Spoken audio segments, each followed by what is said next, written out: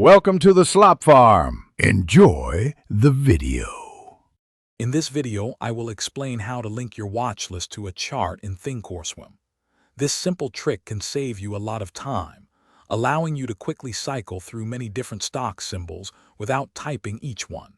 You will learn to set up your workspace for dynamic updates, making your analysis much more efficient.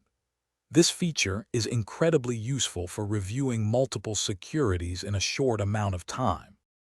First, you need to prepare your Thinkorswim workspace.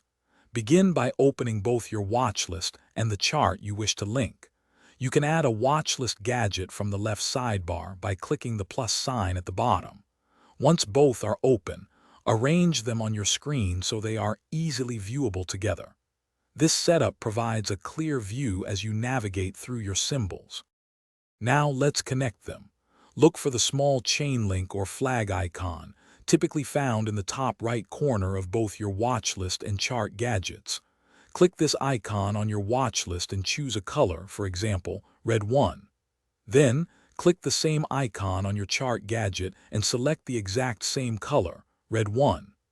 This action establishes the link between the two components. To verify the link, simply click on different symbols within your watch list.